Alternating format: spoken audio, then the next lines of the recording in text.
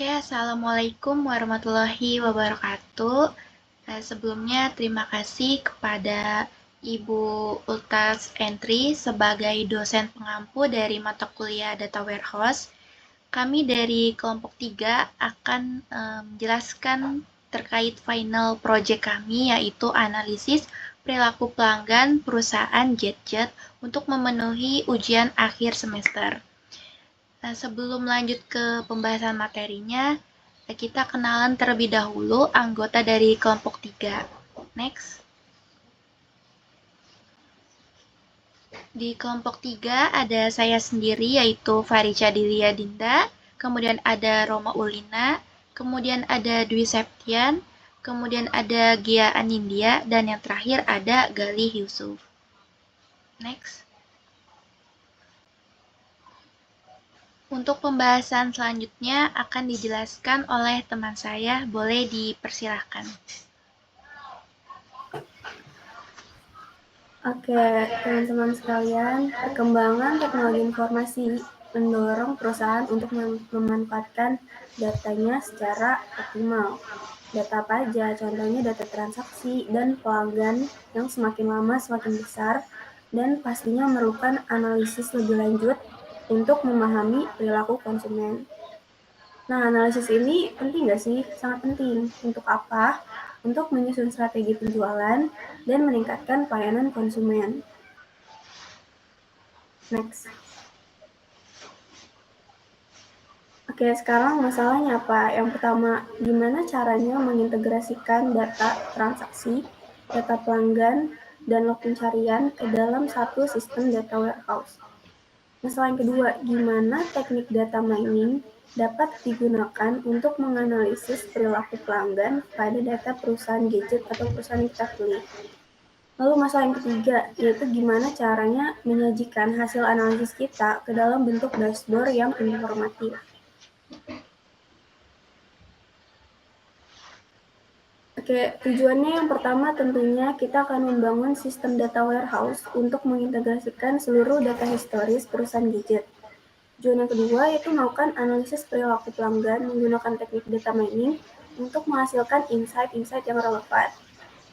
Tujuan yang terakhir yaitu kita akan mengembangkan dashboard laporan yang interaktif dan informatif sebagai alat bantu manajemen dalam pengambilan keputusan strategis. Next. Nah, di sini adalah dataset perusahaan gadget yang kita pakai. Next.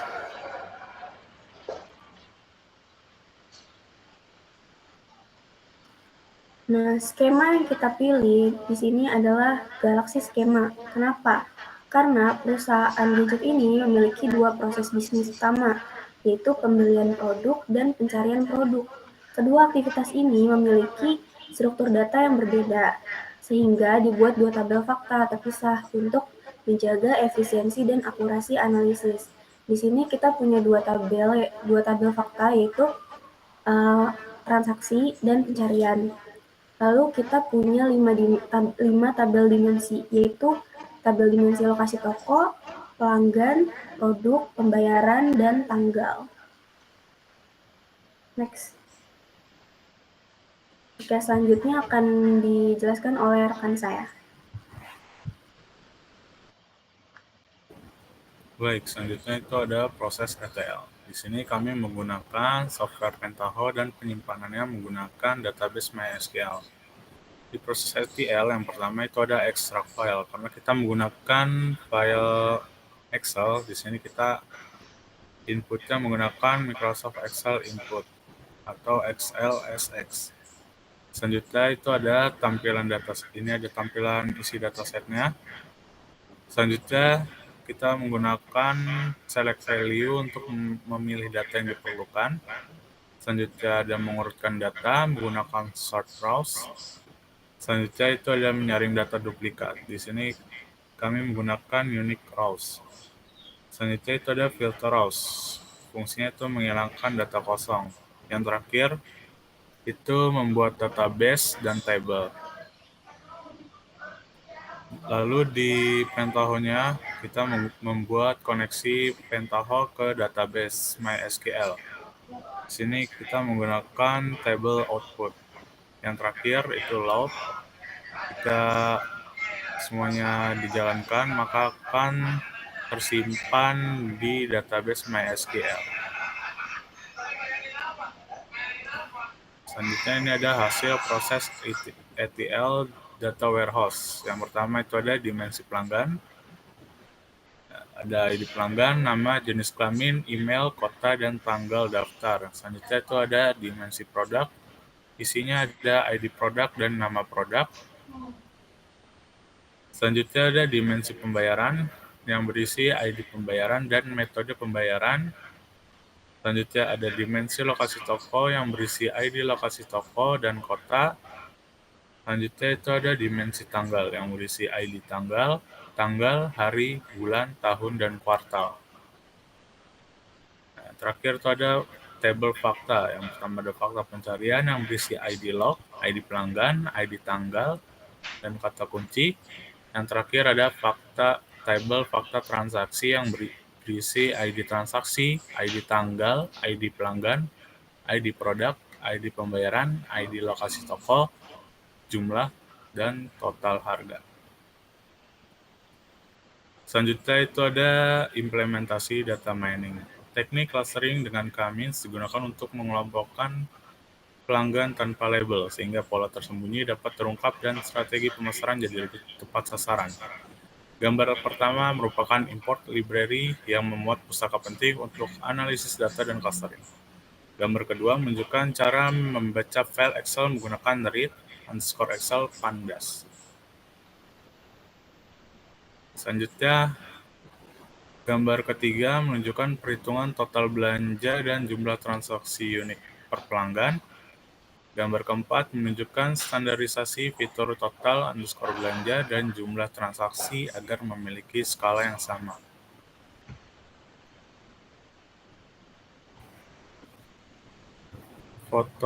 Gambar kelima ada menunjukkan metode elbow untuk menentukan jumlah cluster optimal dalam algoritma K-means. Gambar ke-6 menunjukkan proses clustering menggunakan algoritma K-means dengan jumlah cluster sebanyak 3. Selanjutnya akan dijelaskan oleh rekan saya. Oke, baik. Sekarang ini implementasi data mining untuk sebelah gambar yang di atas. Ini menunjukkan cara menghitung statistik deskriptif dari setiap cluster hasil clustering yang sudah dijelaskan tadi. Lalu gambar yang di bawah ini menampilkan hasil analisis statistik per cluster dan menyimpannya dalam visualisasi scatterplot untuk menggambarkan sebaran pelanggan. Jadi scatterplot yang kita lihat menunjukkan pemisahan yang sangat jelas antar cluster, tidak ada overlap yang signifikan yang menandakan segmentasi kita robust atau meaningful. Oke, next.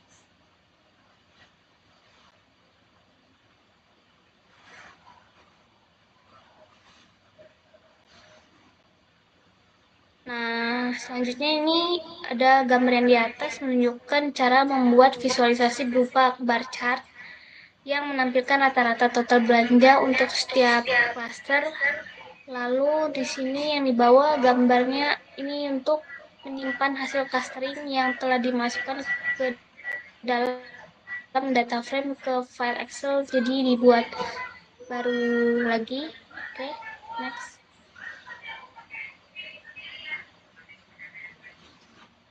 Nah, ini adalah hasil dari implementasi data mining yang Elboy yang menentukan jumlah cluster. Jadi titik ini menunjukkan bahwa menambah cluster setelah 3 tidak memberikan peningkatan signifikan dalam efisiensi pemodelan. Jadi K3 ini dianggap sebagai jumlah cluster yang optimal daripada yang lain.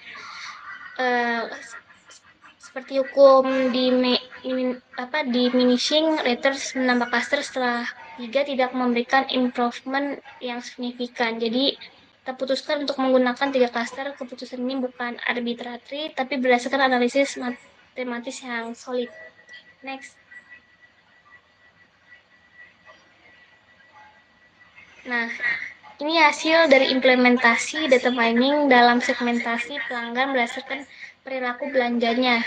Jadi di klaster 2 yang warna biru ini pelanggan dengan transaksi dan belanjanya rendah. Terus klaster 1 warnanya oranye, transaksinya sedang, belanjanya rendah. Terus klaster 0 itu warna hijau, transaksi dan belanja tinggi, pelanggan bernilai tinggi. Next.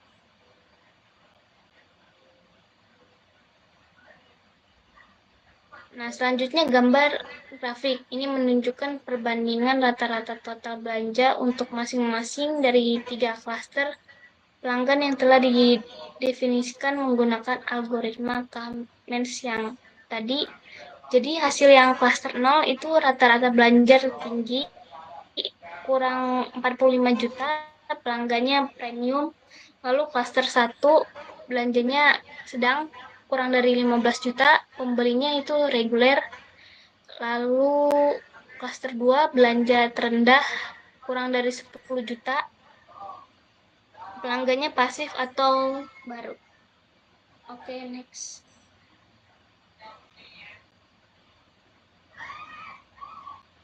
Dan ini hasil visualisasi data tadi, top 5 produk terlaris. Penjual antar produk relatif seimbang, menandakan permintaan pasar yang merata dan dapat menjadi acuan strategi stok dan promosi. Yang pertama itu ada Gaming Mouse, smartphone AI, monitor 24 inch, smartwatch, lalu smartphone B2. Oke, selanjutnya akan dipaparkan oleh partner saya. Oke, izin masuk. Di sini saya akan menjelaskan tentang visualisasi dari proses bisnis perusahaan JetJet, yaitu total penjualan per bulan. Di sini terlihat bahwa grafik dari tahun 2022 sampai tahun 2025 itu tidak signifikan. Artinya grafiknya ini turun naik.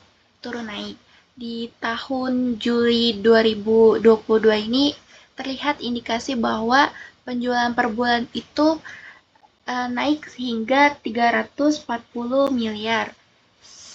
Kemudian di tahun 2023 penjualan per bulannya ini menurun sampai sekitar 40 miliar, yang dimana hasil dari penjualan per bulan ini menentukan bahwa perusahaan harus lebih meningkatkan produk dari perusahaan jati tersebut agar di tiap tahunnya ini meningkat. Next. Nah, selanjutnya ada visualisasi dari distribusi jenis kelamin pelanggan berdasarkan pelanggan dari perusahaan JetJet. Di sini terlihat bahwa laki-laki itu mencapai 58,8%, sedangkan pelanggan perempuan ini mencapai 41,2% dari total keseluruhan. Distribusi ini menunjukkan bahwa produk yang ditawarkan oleh perusahaan JetJet ini cenderung lebih menarik ke laki-laki. Dengan hal ini, si perusahaan harus menyesuaikan strategi pemasaran agar bisa lebih inklusif lagi terhadap konsumen perempuan dan juga harus mengembangkan atau mempromosikan produk yang lebih relevan lagi bagi segmen perempuan untuk memperluas jangkauan pasar. Next. Nah, selanjutnya ada visualisasi dari top 5 kata kunci pencarian populer yang dilakukan oleh pelanggan pada perusahaan JetJet. Di sini terlihat bahwa kata kunci dari laptop murah ini sangat tinggi. Artinya kebanyakan pelanggan dari perusahaan JetJet ini pastinya ingin mencari produk-produk laptop dengan harga yang lebih murah. Kemudian yang paling sedikit itu ada HP gaming. Bahwa terlihat dari grafik ini, pelanggan ini lebih cenderung ke pembelian laptop daripada ke pembelian HP. Nah, selain itu pencarian populer ini menunjukkan bahwa adanya segmen pengguna dengan minat pada performa tinggi. Next. Selanjutnya, visualisasi dari top 10 kota dengan jumlah pelanggan terbanyak pada perusahaan gadget. Di sini terlihat bahwa grafik dari kota Pontianak ini sangat tinggi. Sedangkan di Sibolga ini kurang dari Pontianak. Dari grafik ini kita bisa membaca bahwa pelanggan dari kota Pontianak ini lebih banyak customer-nya di perusahaan Jet sehingga pelanggan dari Pontianak ini membeli dari laptop, dari HP ini banyak di perusahaan Jet tersebut. Sedangkan di daerah-daerah lain ini masih terlihat kurang mendominasi. Contohnya dari Bekasi di sini kurang mendominasi dari pelanggan perusahaan Jet. Next. Oke, selanjutnya ada dashboard laporan perusahaan Jet.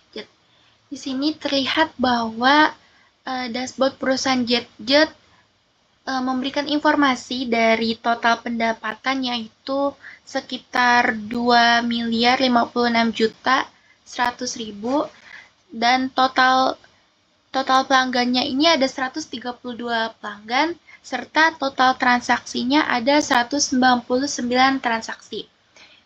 Yang dimana di bawahnya juga terlihat dashboard dari hasil visualisasi yang telah saya jelaskan sebelumnya seperti top 5 produk terlaris, kemudian ada top penjualan per bulan, dan informasi-informasi yang ada di CD bar di bagian kirinya itu untuk upload datasetnya, kemudian ada deskripsi dari dashboardnya ini untuk apa, kemudian ada tanggal hasil visualisasinya kapan, dan copyright dari kelompok kami.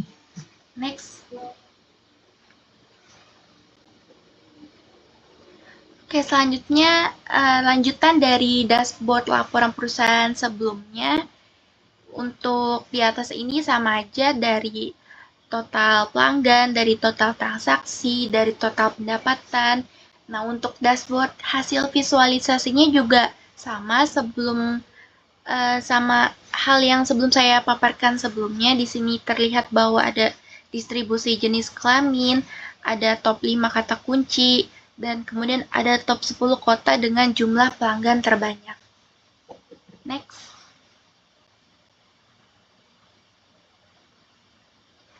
Mungkin selanjutnya akan dijelaskan oleh teman saya, dipersilakan.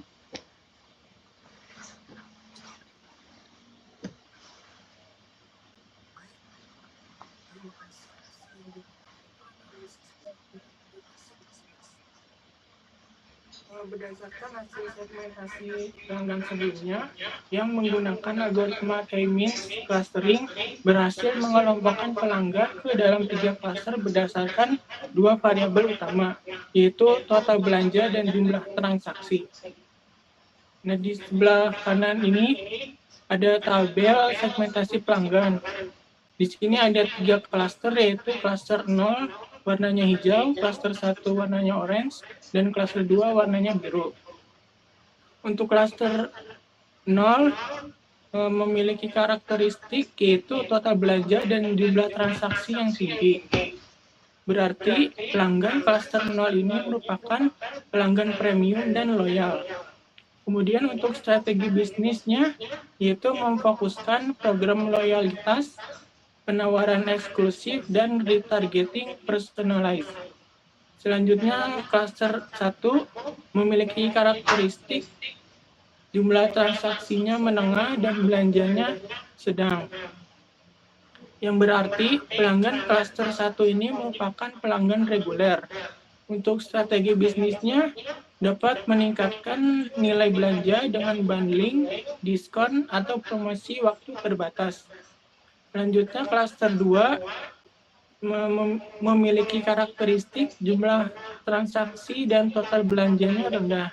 yang berarti pelanggan klaster 2 ini merupakan pelanggan pasif atau baru.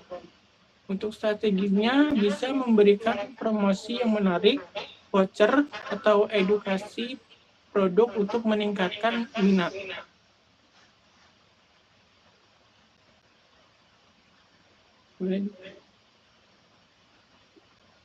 Selanjutnya, berdasarkan visualisasi sebelumnya,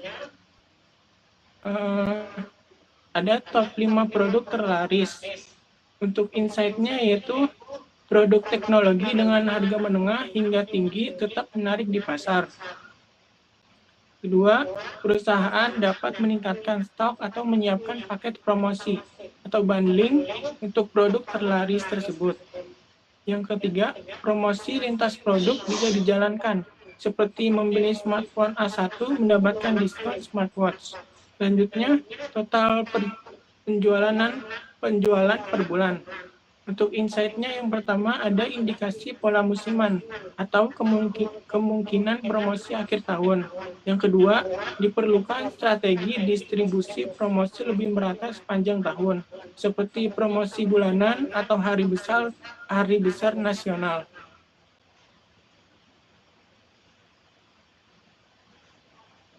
Selanjutnya ada distribusi gender pelanggan.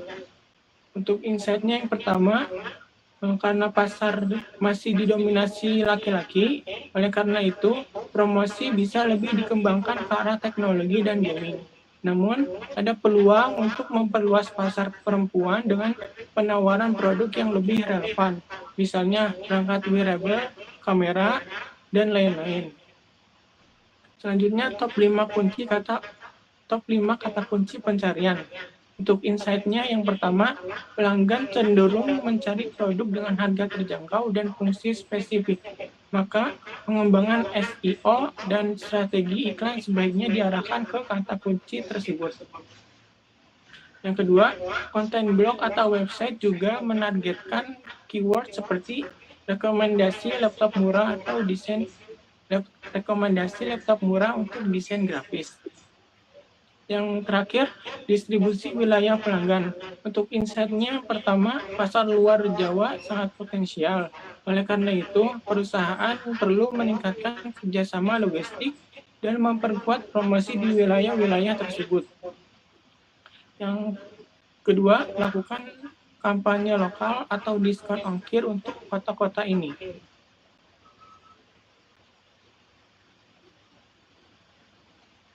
Selanjutnya, untuk berdasarkan seluruh analisis di atas, perusahaan dapat mengambil beberapa keputusan bisnis strategis. Yang pertama, segmentasi pelanggan berbasis perilaku sangat efektif untuk menentukan strategi promosi yang personal.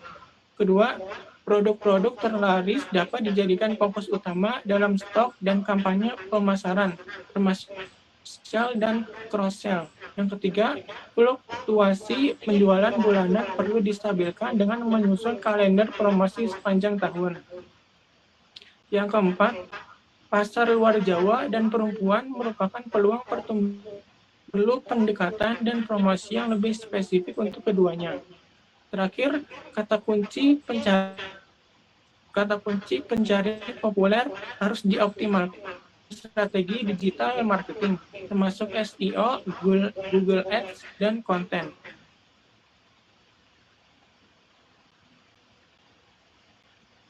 Kesimpulannya, berdasarkan hasil perancangan, implementasi, dan analisis yang dilakukan dalam proyek ini, dapat disimpulkan bahwa penerapan data warehouse dan data mining memberikan dampak signifikan terhadap pemahaman perilaku pelanggan dan perusahaan gadget. Dengan membangun data warehouse menggunakan Galaxy Schema, perusahaan mampu mengelola dua aktivitas utama, yaitu transaksi pembelian dan pencarian produk, secara efisien dan terstruktur. Proses ETL yang dilakukan melalui Pentaho memungkinkan transformasi data dari berbagai sumber ke dalam format yang siap dianalisis. Selanjutnya, penerapan teknik clustering dengan algoritma K-means berhasil mengelompokkan pelanggan ke dalam 3 segmen strategis, pelanggan aktif, reguler, dan pasif. Visualisasi interaktif dalam dashboard juga menyajikan berbagai wawasan penting seperti tren penjualan bulanan, produk terlaris, kata kunci pencarian populer, serta distribusi pelanggan berdasarkan gender dan lokasi. Temuan ini memberikan dasar kuat bagi perusahaan untuk merancang strategi pemasaran yang lebih personal, efisien, dan berbasis data. Selain itu, proyek ini menunjukkan bahwa strategis teknologi informasi melalui data warehouse dan data mining tidak hanya meningkatkan efisiensi operasional, tetapi juga memberikan nilai tambah strategis dan dalam pengambilan keputusan bisnis. Untuk selanjutnya, saya kembalikan ke moderator. Oke, terima kasih. Di sini untuk pembagian tugas final project kami di sini yang pertama ada Dwi Septian, itu tugasnya sebagai menganalisis dan interpretasi dari bisnisnya. Kemudian saya sendiri yaitu Farica Dina Thomas, tugasnya bikin visualisasi dan dashboard serta menyusun laporan. Kemudian ada Gali Yusuf Gifari, tugasnya itu memproses ETL dari dataset. Kemudian ada G. Anindya, tugasnya sebagai perancangan data warehouse dan menyusun bab 1. Kemudian ada Roma Ulina, tugasnya sebagai implementasi dari data mining. Next. Nah, ini kode program dari data mining serta visualisasi dashboard. Untuk lebih detail lagi sebenarnya ada di laporan yang akan dikirim nantinya. Next. Oke, mungkin cukup sekian dari kelompok kami. Kurang lebihnya mohon maaf. Wassalamualaikum